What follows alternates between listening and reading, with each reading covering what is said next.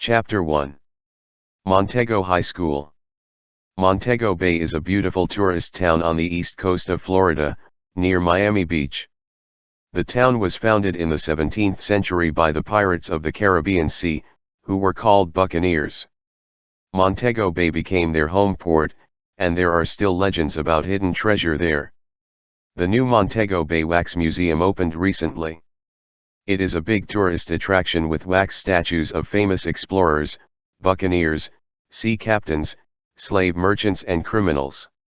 Our story starts one Friday morning in October at the Martins' home. Bill and Michelle Martin lived with their parents in a nice old house. Bill was a tall boy of 16, with brown hair and blue eyes. This was his third year at Montego High School. Science was his favorite subject and he wanted to become a biologist. Basketball was his sport and he was one of the best players on the school team. His sister Michelle was a pretty girl of 15 with short red hair and blue eyes. She loved all kinds of modern music and had a big collection of CDs. This was her second year at Montego High, and she was a member of the journalism club, which published the monthly school paper. "Hurry up, Michelle. It's late," shouted Bill from the living room. "I'm coming," shouted Michelle from the top of the stairs. She ran down and took her backpack. "Bye, Mom. See you this afternoon." "Bye, Mom," said Bill. "There's basketball practice today. See you at dinner." "Enjoy your visit to the new museum," said their mother. Their father worked at the airport and he was already at work. Bill and Michelle met their good friend Nick Chan in front of the park. He was a tall Chinese American of 16, he was a member of the basketball team too. "Hi, guys," said Nick smiling. "Let's hope this visit to the new wax museum won't be boring." "I know," said Bill, "and we have to write a report about it for Mrs. Jenkins." The students of the second and third year were visiting the new museum that morning. It was part of their local history course with the new history teacher, Mrs. Jenkins. The old teacher, Mr. O'Neill, disappeared mysteriously before the summer. He was one of the favorite teachers at Montego High, because he was friendly and his classes were interesting. One day in June Mr. O'Neill went out on his boat, the North Star. He sailed east to the Bahamas and into the Bermuda Triangle. No one knew why he was going there. The Coast Guard found his boat a few days later, but he was missing, only his dog was on the boat. They took the North Star back to the Montego Bay port and left it there. The Miami police said Peter O'Neill was missing, because his body was never found. They opened a police file and gave it a number, file number 113, the O'Neill case. Where was Peter O'Neill? No one knew, it was a mystery. The local newspaper the Miami Times wrote a lot of articles about the O'Neill case. The last one said, "Peter O'Neill, another victim of the Triangle?" July 10, a month after the disappearance of Peter O'Neill, the police are still trying to solve the case. The 45-year-old history teacher and expert scuba diver disappeared during a boat ride in the waters of the Bermuda Triangle. Police Sergeant Robert Walters says, "People, boats and airplanes often disappear in the Triangle and no one knows why. Could Peter O'Neill be another victim of the Triangle?" However, the case is still open. We hope to have an answer one day. Bill, Michelle, and Nick met their friends and teachers outside the museum. There were a lot of rooms and exhibits with wax statues. There were also models of old Spanish sailing ships and maps of the Caribbean islands on the walls. "These statues scare me," said Michelle. "They look like real people." "You're right," said Juanita, one of Michelle's friends. "Those glass eyes give me the creeps." "Look at that one," said Nick laughing. "He looks like Mr. Branson, our math teacher. Look at the small beard and the green eyes." "Ugh, Mr. Branson and his math tests," said Bill. "Hey, look at the slave merchant with the red bandana and the black patch over his eye," said Michelle. "He's got a strange tattoo on his arm. I didn't know there were tattoos in those days." When they left the museum they saw a beagle outside the entrance. He wanted to get into the museum. "I guess he can't read the sign," said Bill, pointing to the "Dogs Not Allowed" sign. His friends laughed as they walked to school. After a long hour of history, it was time for lunch. The school cafeteria was always a noisy, fun place for the students. It was the best time of the day to meet with friends and chat. Michelle always had lunch with her best friends Juanita and Susan. They usually talked about clothes and boys. "Michelle, look, there's Matt," whispered Susan. "And he's wearing a cool blue sweater," whispered Juanita.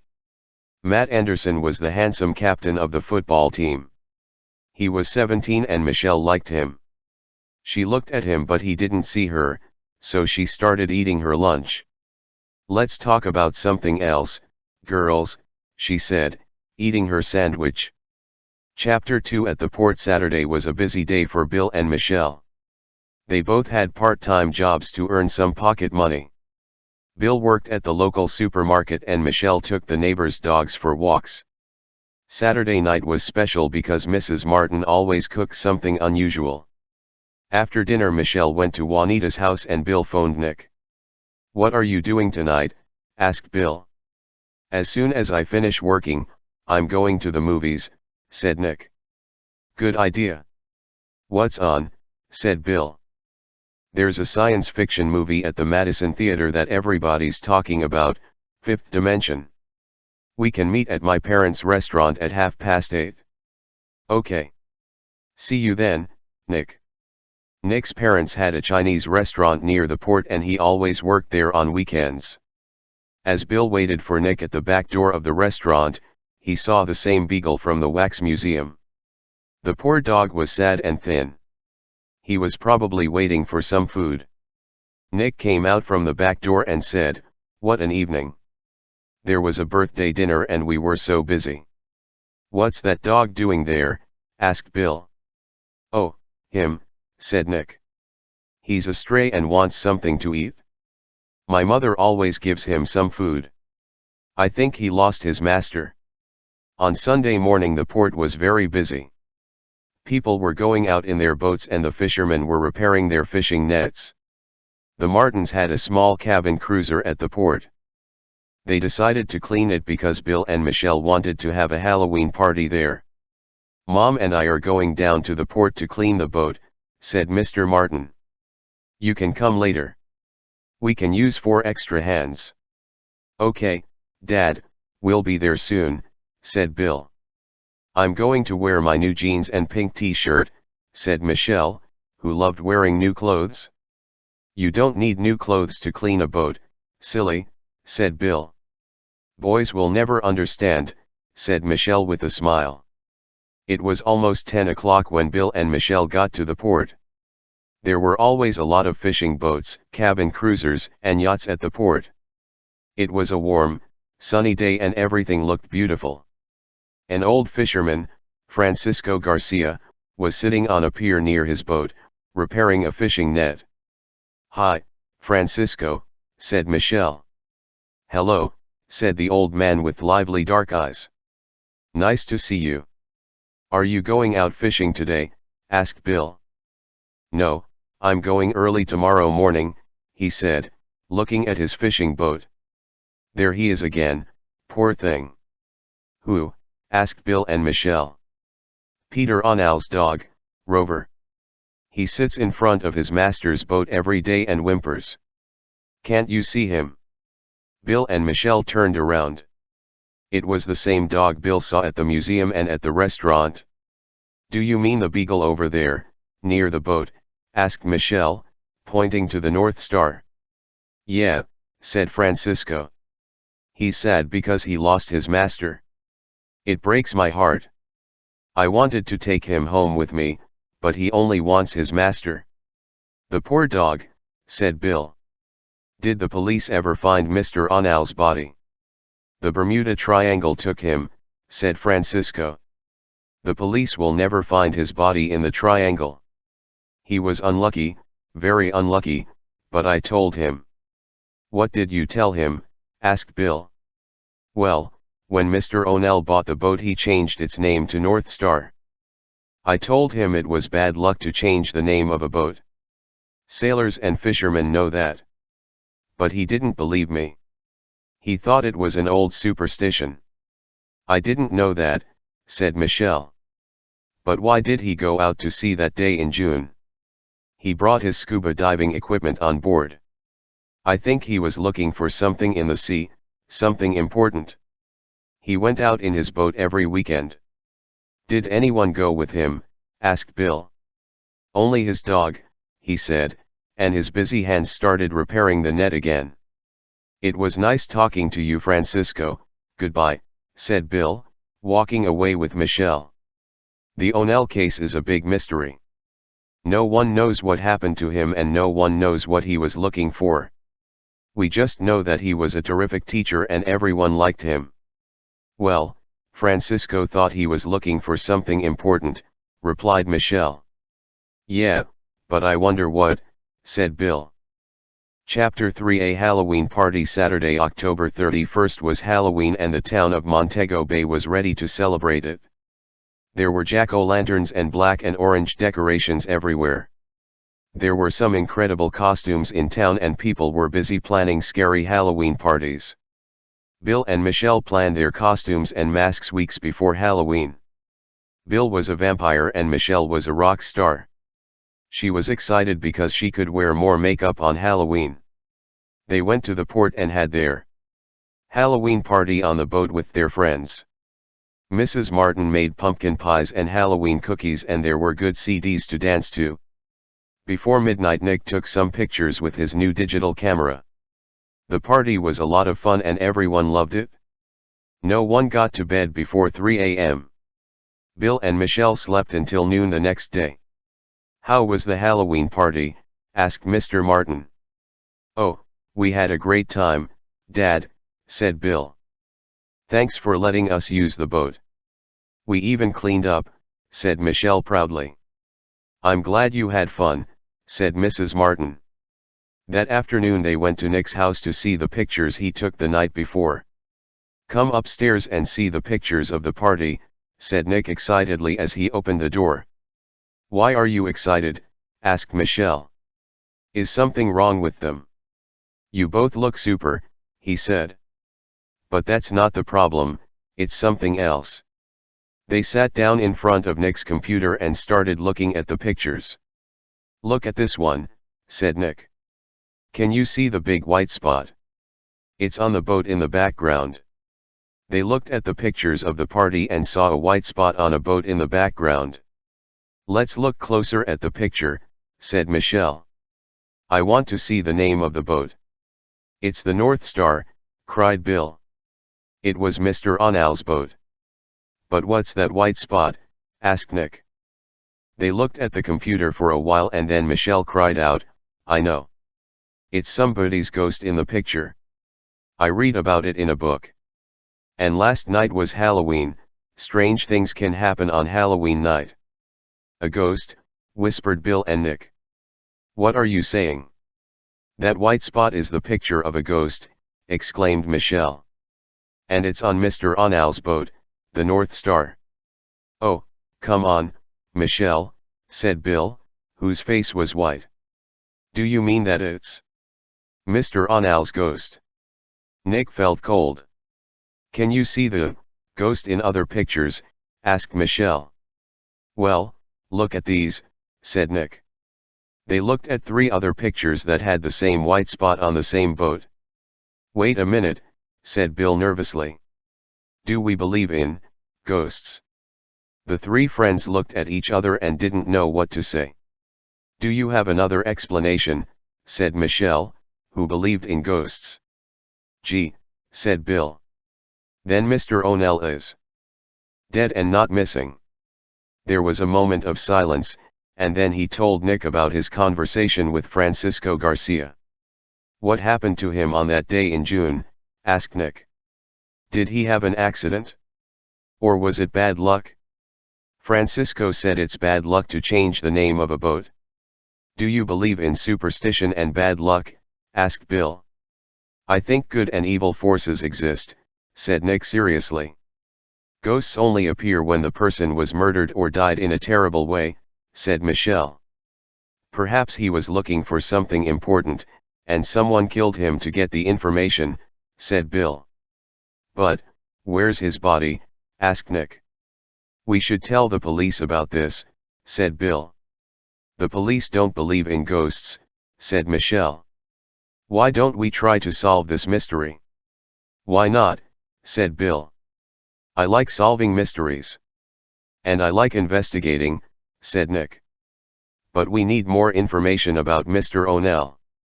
What was he looking for and why was it important? Let's plan this carefully. Chapter 4 The wardrobe. Nick's room was the perfect place to plan things. Let's find out more about Mr. O'Neill, said Bill. Where did he live?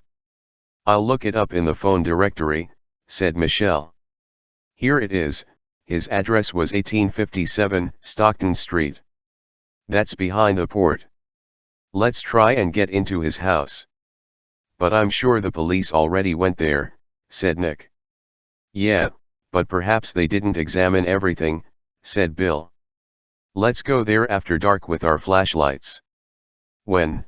Asked Nick excitedly. How about Tuesday after dinner, said Bill.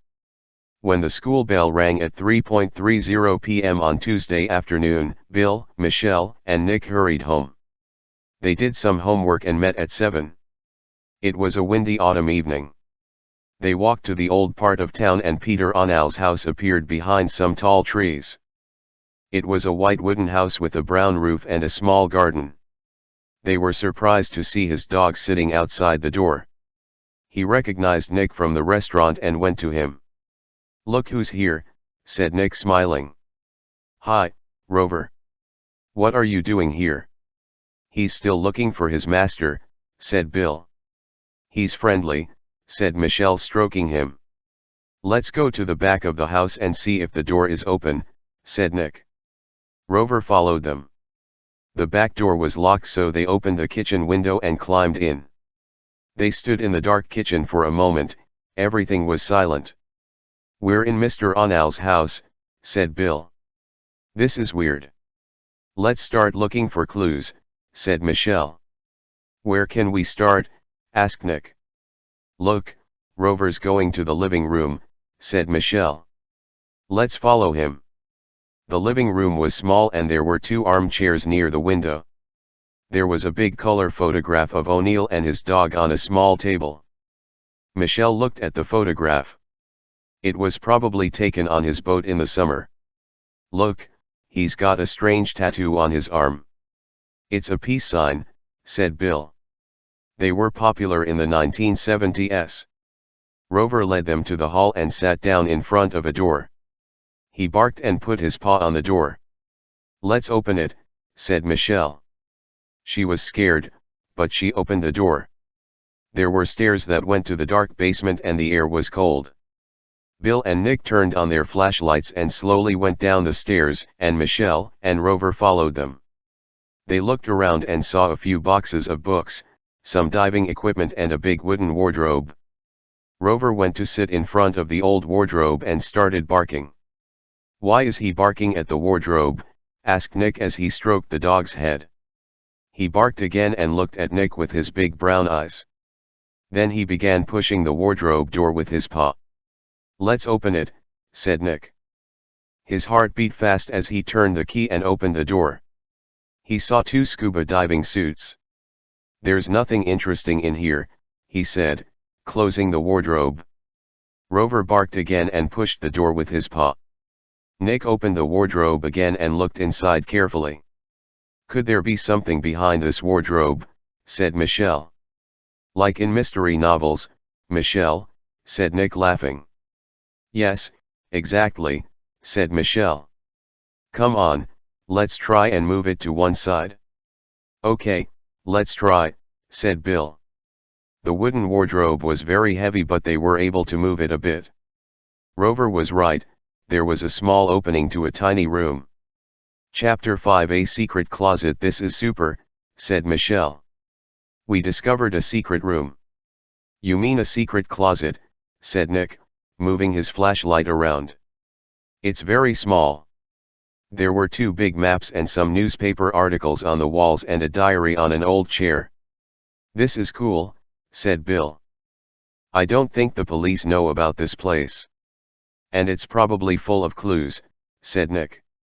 The maps on the wall showed the Bermuda Triangle, the sea between Miami, Puerto Rico, and Bermuda. There were red pen marks on the maps. Mr. O'Neill was probably trying to find a particular spot in the Bermuda Triangle, said Nick. Listen to this headline from the Miami Times, said Michelle. Ship with precious cargo disappears in the Bermuda Triangle. Let's see, said Bill, holding up his flashlight. The 3 of them started reading the newspaper article on the wall. A small ship, the Pelican, disappeared in the Bermuda Triangle last week. It was transporting ancient Roman and Greek artifacts, bought in Europe by an important American museum. The artifacts are worth millions of dollars, and they are now probably sitting on the bottom of the Atlantic Ocean. I think I understand, said Bill. Mr. O'Neill was probably looking for the ship in the Bermuda Triangle. That's why these 2 maps are marked in the same place. And that's why he went out in his boat with his diving equipment every weekend, added Michelle. But why was he looking for them, asked Nick. That's a good question, said Bill. I'm sure a lot of dishonest art dealers want to find those artifacts and sell them on the black market. It's a big business. They're worth millions of dollars. But Mr. O'Neill wasn't dishonest. I'm sure he was looking for them for another reason. Michelle started looking through the diary on the chair. Hey, look, she said. On June 7, Mr. O'Neill wrote this note in his diary: call Professor Ortega at Florida Historical Museum. That's the day before he disappeared. She paused for a moment and said, perhaps Mr. O'Neill was working for the Florida Historical Museum and that's why he was looking for the ship. That's a good explanation. He was an expert scuba diver, said Bill. Is there anything else in that diary? Michelle looked through the pages. On May 31 he wrote, Blackbeard still following me at sea. Who's Blackbeard? Well, he was a pirate, centuries ago. I don't think it's him, said Nick. But Blackbeard could be the name of a boat, the boat that was following him. Perhaps the people on that boat were looking for the artifacts too. Let's go to the port and see if the Blackbeard is there, said Bill. All right, said Nick, but let's go now, it's late. And it's getting very hot in this closet, said Michelle. Suddenly there was a loud noise upstairs. What's that? Cried Michelle. We're not alone here, said Nick. Someone or something is in the house. They stood still for a minute. Well, Michelle, whispered Nick, you're the ghost expert, whose ghost is upstairs? Oh, stop it, whispered Michelle, who wanted to get out of there. They got out of the secret closet and quickly pushed the wardrobe against the wall. They went upstairs silently and climbed out of the small kitchen window, followed by Rover. When they were outside the house they heard another loud noise and ran away. That math test was impossible, said Nick, walking out of Mr. Branson's class angrily. I think he makes math hard for us, said Bill.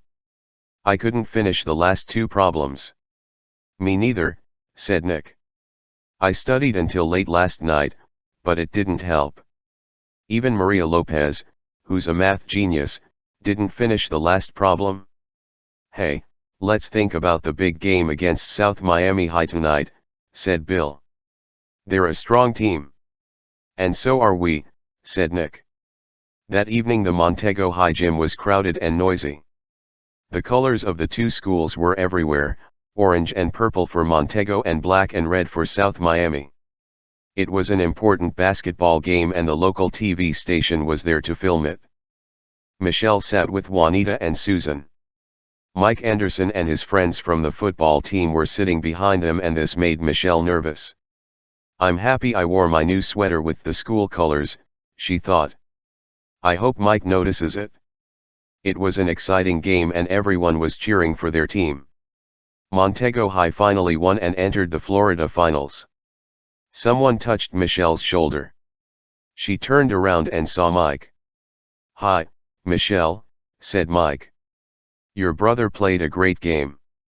"Oh, thanks, Mike, I'll tell him," said Michelle, who was happy because Mike talked to her. On the way home after the game, Bill, Michelle, and their friends walked by the wax museum. They saw Rover sitting at the entrance. He was whimpering. "I wonder what Rover's doing in front of the museum at this time," asked Michelle. "There's something about the place that attracts him," said Bill. "But what?"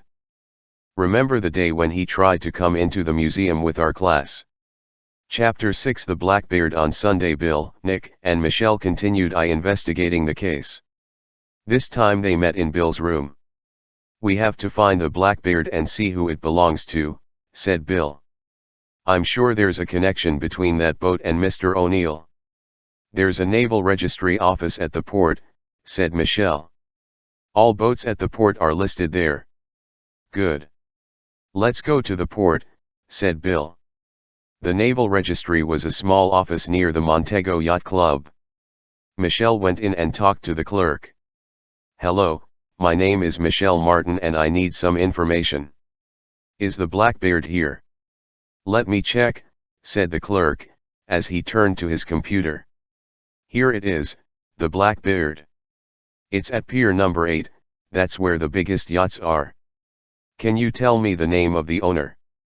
"Let's see, it's Mr. Julian Devereaux from New Orleans." "Julian Devereaux," said Michelle, surprised. "Yes, Julian Devereaux. He and his wife are the owners of the new wax museum." "Okay, thanks for your help," said Michelle.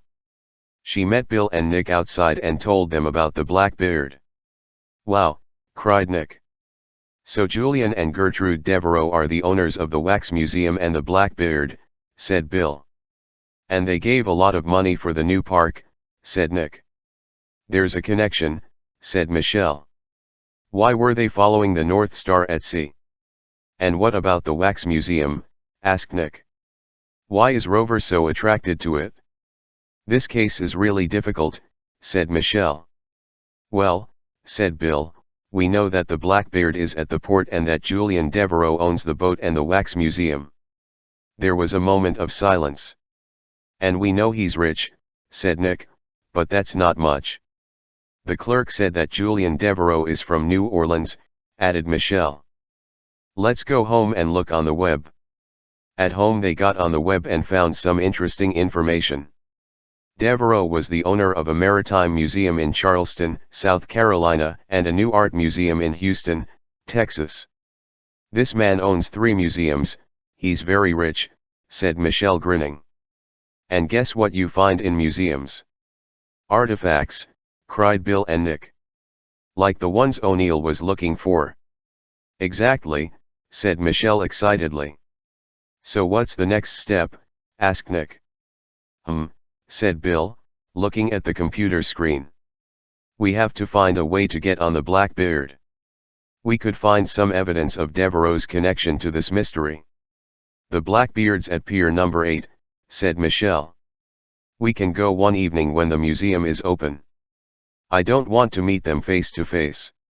"The museum's always open on Friday and Saturday evenings until 10 p.m., said Nick, "and the Devereaux are there on those evenings." "Okay," said Bill. "Listen to my plan. On Friday night Nick and I will try to get on the Blackbeard. Michelle, you can sit in the coffee shop across the street from the museum. If the Devereaux leave the building, call me on my cell phone." "Good plan," said Nick. It was November and almost Thanksgiving, but the 3 friends could only think about the O'Neill case. On Friday evening they met in front of the museum. It was cold and windy, and Michelle ordered a cup of hot cocoa at the coffee shop. She watched the museum entrance with her cell phone in her hand, ready to make a call. There was no one at the port that evening. The boys could hear their footsteps as they walked quickly past the North Star and turned left at Pier number 8. The lights of the Blackbeard were on and the 2 boys stopped behind a van. "Someone's on the boat," whispered Nick. "What shall we do now?" "Let's wait here and see what happens," said Bill. Suddenly the lights went off. Julian Devereaux got off the yacht and into his sports car and drove away. "Whew," said Bill. They waited a few minutes and then got on the yacht. The glass door was closed but not locked, so it was easy to get in. "He didn't lock it?" "He's probably coming back soon," said Nick. "Let's hurry." They turned on their flashlights. It was their first time on a yacht. Everything was beautiful and expensive. They started looking everywhere, drawers, cupboards, bookshelves, but they couldn't find anything. Bill took a painting off the wall and turned it around, but he found nothing. He did the same with another painting and this time there was an envelope on the back. "Nick, look at this." Bill opened the envelope. Inside there was a map of the Florida coast and the Bermuda Triangle, with some red pencil marks. It was almost identical to the maps in Mr. Onal's house. "The Devereaux have Mr. Onal's map, and they hid it behind a painting," said Nick, staring at the map.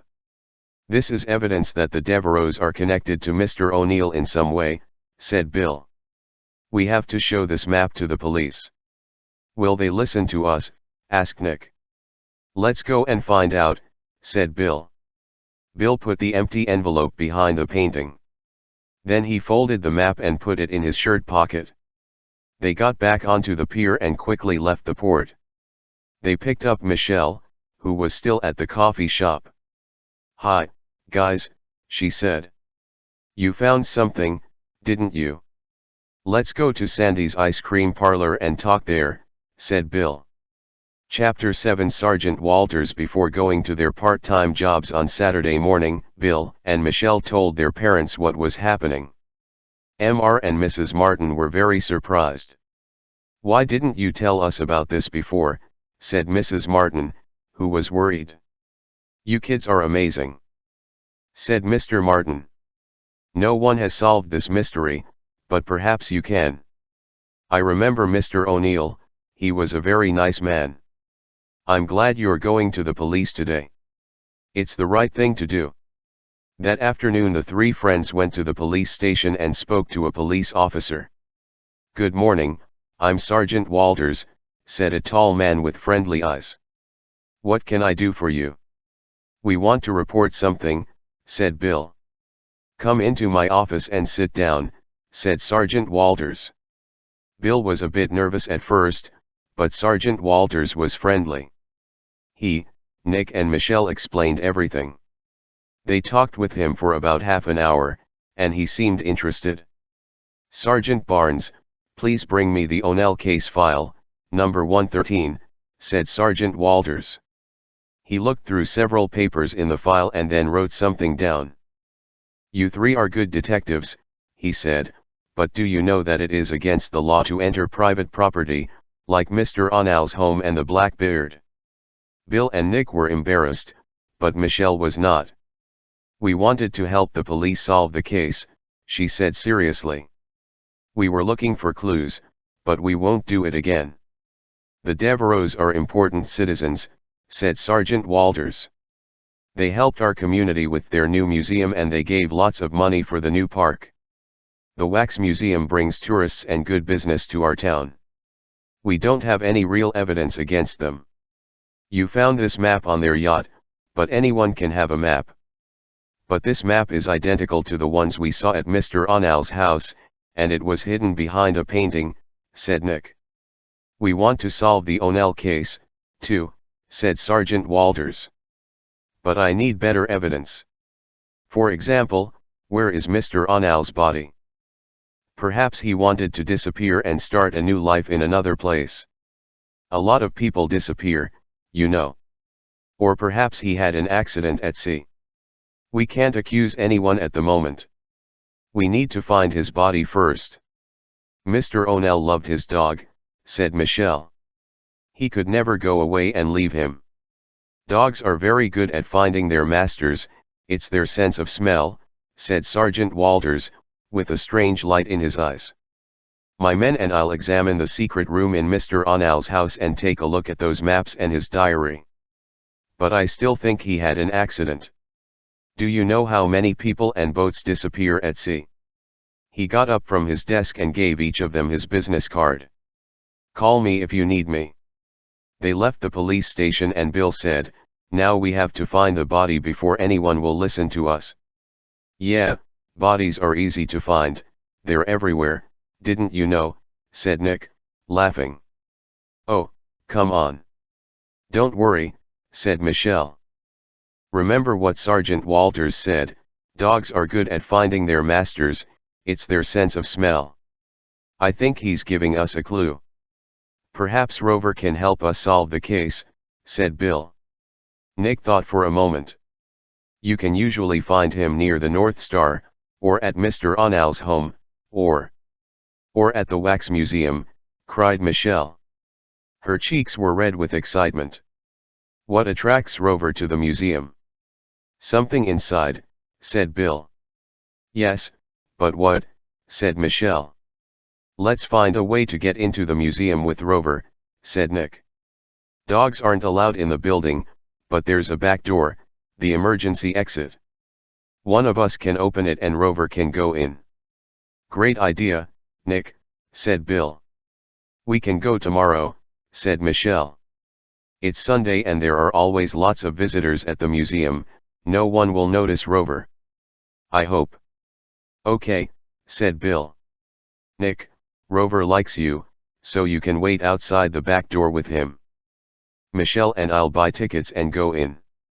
When we get to the back of the museum we'll open the door and you and Rover can come in. Then we'll follow the dog and see what happens. Good, said Nick. My mother usually feeds him at 9 o'clock.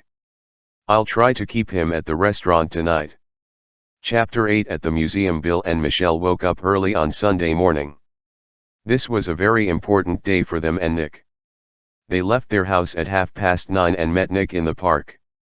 Hi, Nick, said Bill, looking at Rover's new red leash. The leash was my mom's idea, said Nick, as they walked towards the museum. You and Michelle go ahead and I'll wait for you outside the back door. That morning a lot of tourists were buying tickets, so Bill and Michelle had to wait to get in. They went to the back of the museum and opened the emergency door. Nick and Rover went in quickly, and no one noticed them. Rover walked to the wax statue of the slave merchant with the black patch over his eye. Rover stopped in front of it and started sniffing and whimpering, and the noise got louder. Some tourists saw him but they didn't stop. I think Rover found something, said Michelle. She and the boys looked at the 17th century slave merchant. Then Michelle noticed the tattoo on the statue's arm.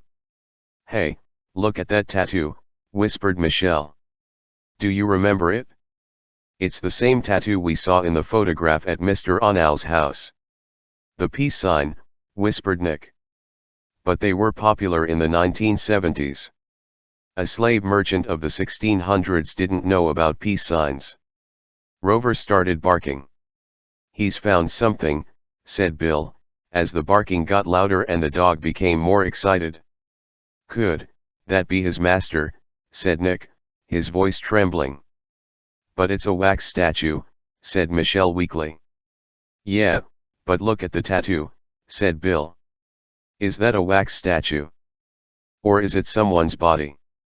They felt cold and their hearts started beating fast. Suddenly their legs felt weak. But how is it possible? Nick couldn't finish his sentence. Rover's bark got louder and the museum guard came by. I'm sorry, dogs aren't allowed in the museum, he said. Please take him out. No, we're not taking him out, said Bill angrily. You must obey the rules of the museum, or I'll call the police. No, said Bill angrily, we'll call the police. Michelle, do you still have Sergeant Walters's card? Of course I do, she said, taking out her phone. I'll call him. Several visitors stopped to see what was happening. Rover was very excited and barked loudly. Nick pulled on the leash to hold him back. Michelle called Sergeant Walters and asked him to come immediately. We have a body for you, she said with a trembling voice. More visitors stopped near them.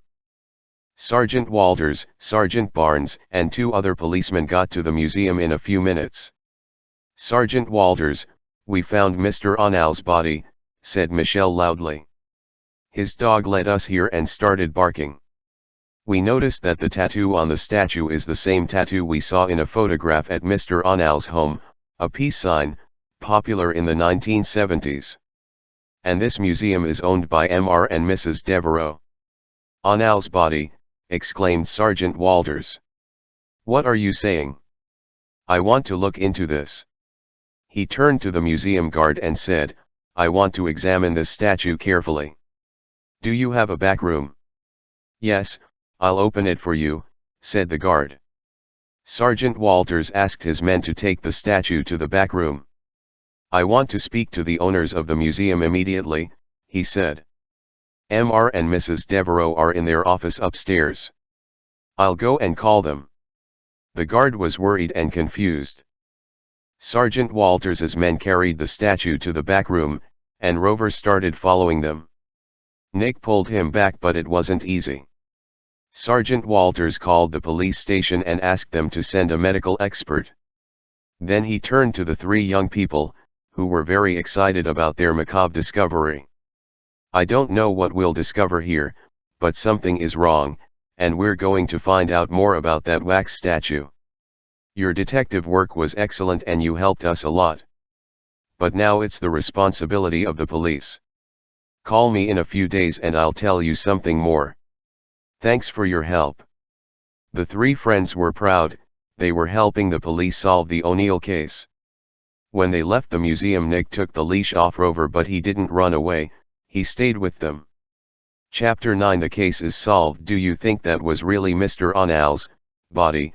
asked Nick. "If it was, this is like a horror movie," said Bill. "What if the other statues were bodies?" Michelle said weakly. "Oh, please, Michelle," said Nick. "Devereaux reminds me of Dr. Frankenstein." "When will we find out something?" asked Bill. "I'm going to call Sergeant Walters in a few days," said Michelle. Bill, Michelle, and Nick did not have to wait long.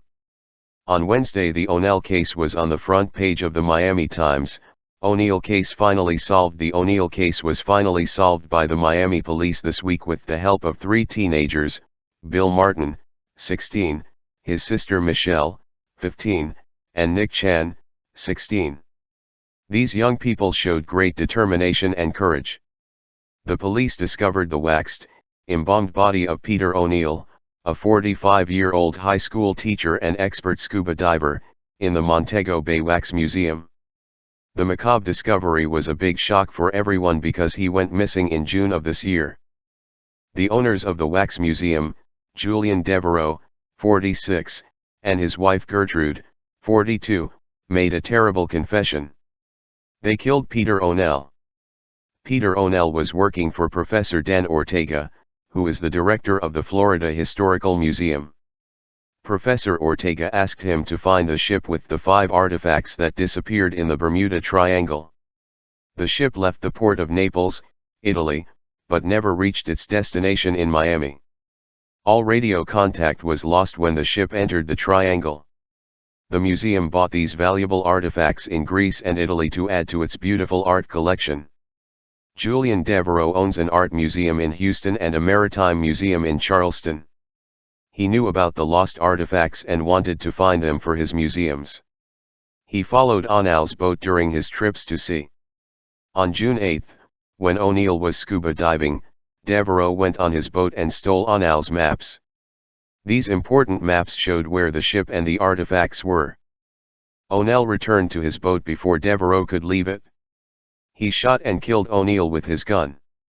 With the help of his wife, he brought O'Neill's body back to his yacht, the Blackbeard. They had to eliminate the body, so they took it to the Wax Museum that night. Julian Devereaux is an expert chemist and he embalmed the body. Then he put it in a bath of hot wax and made it look like a statue, the wax statue of a slave merchant of the 1600s. With a patch over one eye, a dark beard and a red bandana, it was almost impossible to recognize O'Neill. But the expert chemist forgot to eliminate the tattoo on O'Neill's arm. With Onal's maps, Devereaux found the 5 artifacts in the triangle and hid them in his museum in Houston. The priceless artifacts will return to the Florida Historical Museum next week. The Montego Bay Wax Museum is closed for now. On Saturday morning there will be funeral services for Peter Onal. All the students and teachers of Montego Bay High School will be present. Onal's dog Rover, who helped to solve this case, found a new home with Nick Chan and his family. After reading the article several times, Bill, Michelle and Nick couldn't believe that they solved the case. But they were sad about Onal's terrible death. Now Michelle had a big story for the December issue of the school paper. She was suddenly the most popular member of the journalism club. The Devereaux almost committed the perfect crime, she said. Yeah, but they forgot about a dog's instinct and his sense of smell, said Bill, grinning at Rover. Let's celebrate at my restaurant, said Nick, and Rover barked. That's super, exclaimed Bill. Hey, let's walk down to the port and invite Francisco, said Michelle. After all, he's part of this too, he was the first one to give us clues. At that moment Michelle's phone rang and she saw Mike's number on the display. Now everything was really perfect. The end. Hope you have enjoyed the reading. Come back to http://english-e-books.net to find more fascinating and exciting stories.